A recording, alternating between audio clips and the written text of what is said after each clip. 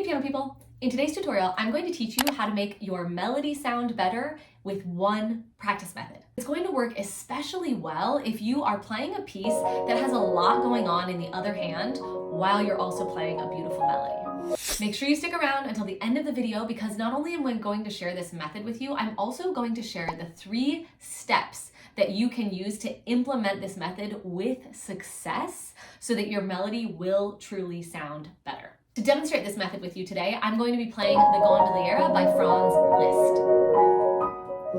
If you're new to the channel, hey there, I'm Ashley, and if not, welcome back to Ashley Young Music Studio, where I am all about teaching you how to practice smarter, not harder. Let's dive in. So the method that you are going to use to make your right hand sound better is called layering.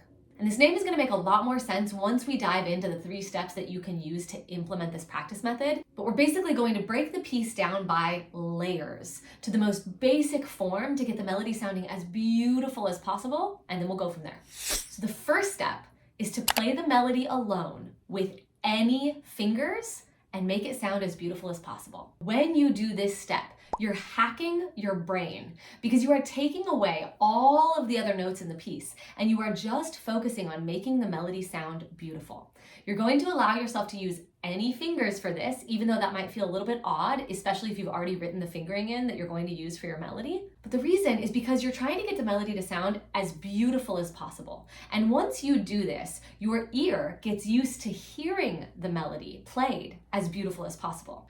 And this really cool thing happens once your ear starts to hear a piece the way you want it to sound, and it starts to kind of like hack your hands and tries really hard to get them to replicate that sound, that desired sound of how you want the melody to sound.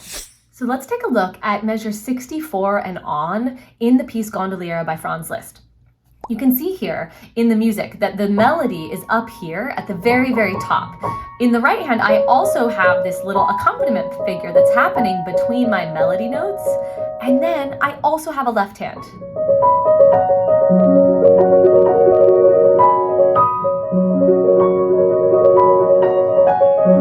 So there's a lot going on up here in the melody. There's a lot going on in the right hand accompaniment and a lot going on in the left hand accompaniment.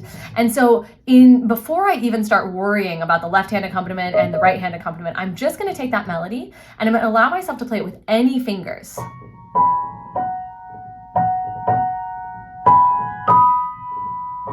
And the goal here is to get it to sound really beautiful. Add some dynamics, add some phrasing. We're just going to look at this very first part of the phrase so that we can keep it consistent and so that we can really hone in on what we're doing.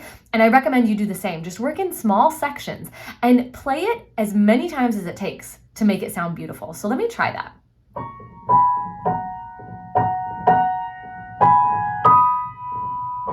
I'm trying to make a crescendo all the way up to this, and then I want that last little interval to be nice and quiet. So let's see if I can do that evenly.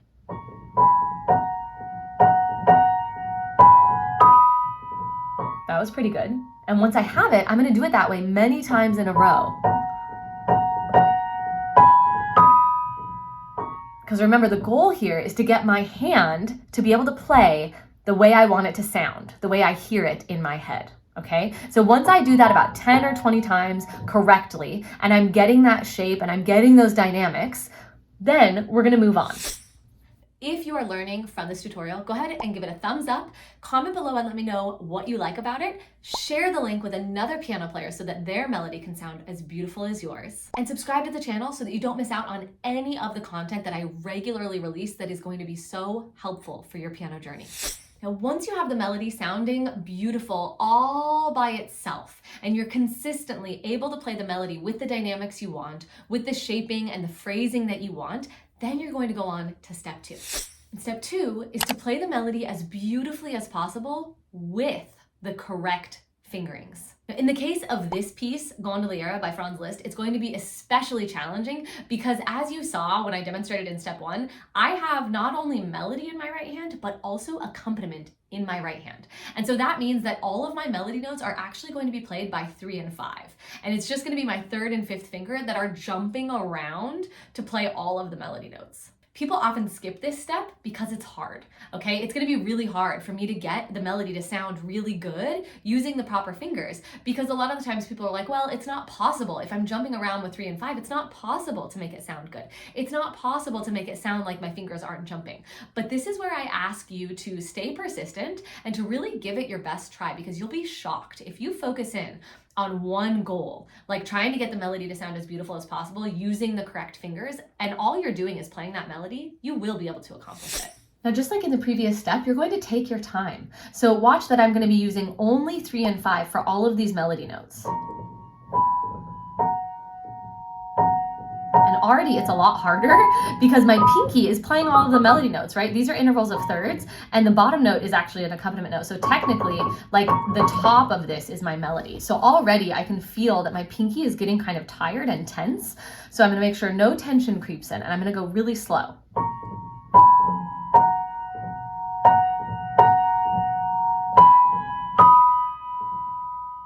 That's pretty good, but it's a little clunky, so I'm gonna try it again.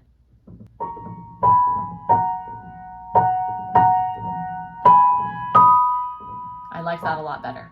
Now, a lot of people are going to want to rush this step because, like I mentioned, it's really, really hard, but take your time with it. I want you to think about something. If you can't play the melody by itself with the proper fingering by itself, how are you going to do it when it gets that much more complicated, when you're trying to add the other accompaniment in and when you're trying to add the left hand in? You're not going to be able to do it, right? You have to be able to do it by itself before you can even think about doing it with the other accompaniment patterns involved. It's okay if this takes time. Allow it to take time, because once you can play the melody with the proper fingers by itself, your chances of successfully being able to play the melody beautifully with the accompaniment goes up way, way, way, way, way higher. Now, if you are learning from this video, chances are that you would learn a lot from being in my free Facebook community. This is a group of encouraging and supportive piano players that are all along a similar kind of journey of just loving music and learning how to play the piano smarter, not harder. You can join using the link in the description below. Now, once you master step 2, you can go on to step 3, which is adding all of the other accompaniment patterns.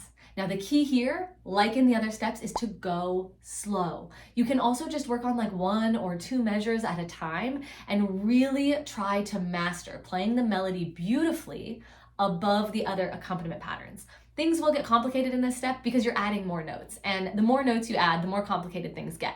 But if you did step 1 correctly, and if you did step 2 correctly, then you have a much higher chance of being able to play the melody just as beautifully as you did in step 1 and step 2 when you add that accompaniment pattern back in. Now, with step 3, there are a couple of other things you want to consider as well. And one of those things is your development of dynamic control. I have a really effective exercise that I assign to people to develop dynamic control at the piano. And if you want to learn exactly how to do that exercise and how it will help you here in step 3, you can check out a tutorial that I did about it a few months ago. I'll link that in the description below. I'm also going to link it on the end screen, but before I do that, I also want to let you know about a free sight reading class that I taught a few months ago. This sight reading class was called Speed Reader. And in this class, I share the 3 steps that you can take to sight read with less mistakes and more freedom every single time. The replay of that class is still available, and if you want to watch it, you can click the link here on the end screen, enter your info, and it will be delivered to your email. You can grab that replay of the free class and also the dynamic control video right here on the end screen. Happy practicing.